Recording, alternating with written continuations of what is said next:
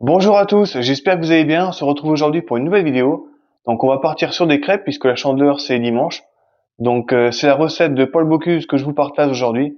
Donc si vous êtes prêts pour la recette, on va pouvoir attaquer.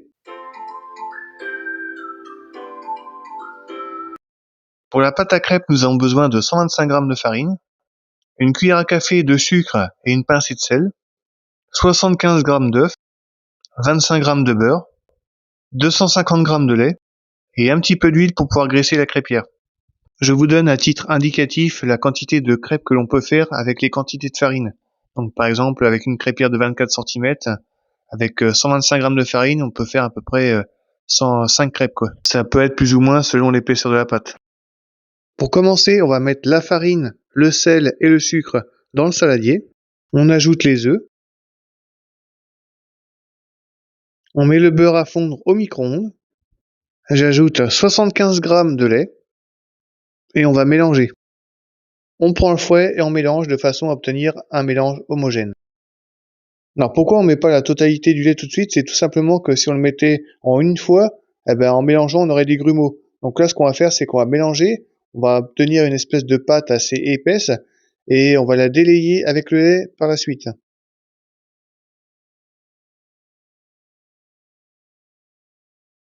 Donc voilà l'aspect de notre pâte, donc elle est épaisse et il n'y a pas un seul grumeau. On va pouvoir la délayer avec le lait.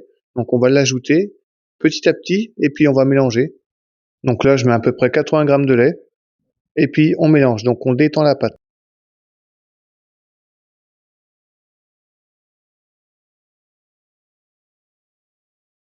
Comme vous pouvez le voir, elle est plus liquide que tout à l'heure. Et là, on va mettre le reste du lait et on va mélanger. Donc on continue toujours de mélanger avec le fouet.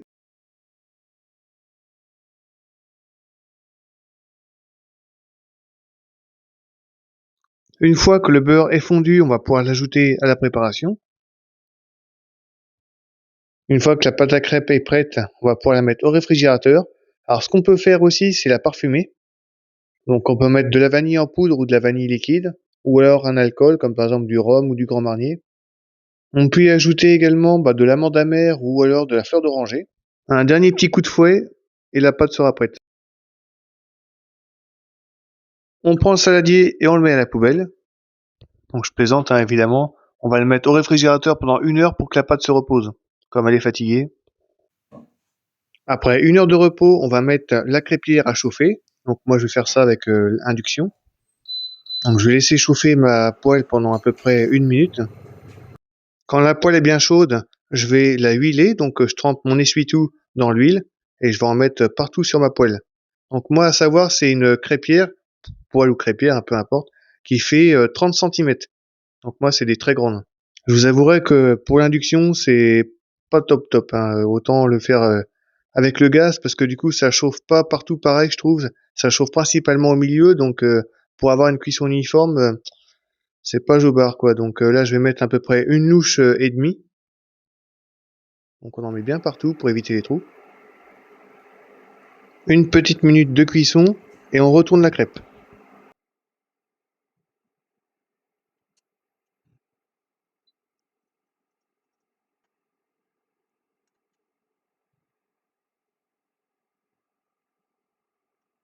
Alors c'est à ce moment précis que je vais vous montrer ce que c'est qu'un vrai professionnel qui sait faire sauter les crêpes. Donc on secoue un petit peu la crêpe, paf, on se rate et puis on recommence une deuxième fois. La deuxième c'est la bonne. Donc comme vous le voyez au niveau de la cuisson, hein, c'est coloré au milieu, mais par contre c'est vrai que sur les côtés c'est un peu léger quand même. Mais comme c'est la première fois que je fais des crêpes comme ça sur induction avec une poêle, bah voilà quoi, je savais pas que ça se passerait comme ça. Donc une petite minute de cuisson de ce côté-là, et il ne restera plus qu'à mettre la crêpe dans l'assiette. Allez, bim, on retourne la crêpe et on en met une deuxième à cuire. Alors je vais la remettre correctement dans l'assiette parce que si jamais il y a des Bretons qui regardent ma vidéo, ils vont me dire, garçon, doucement avec la crêpe là, oh, calme-toi. Allez, trêve de bavardage, on envoie une deuxième crêpe. Une fois que la crêpière est bien chaude, on va la graisser, comme tout à l'heure, et puis on va la garnir avec une bonne louche de pâte à crêpes. Alors moi, vu la taille, j'en mets à peu près une et demie, mais sur une poêle de 24 cm, normalement avec une louche, ça passe. Ouais, c'est reparti pour une petite minute de cuisson. Après, j'ai envie de dire que 1 minute, c'est un peu anecdotique parce que c'est selon la taille de la poêle, c'est selon comment que ça chauffe.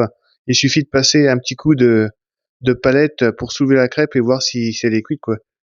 Mais normalement, dans les environs d'1 minute, 1 minute 30, c'est bon. La pâte se décolle, on va pouvoir la faire sauter, donc on va voir si on est aussi bon que tout à l'heure. Et hop. Donc vous voyez, hein, c'est bien moyen.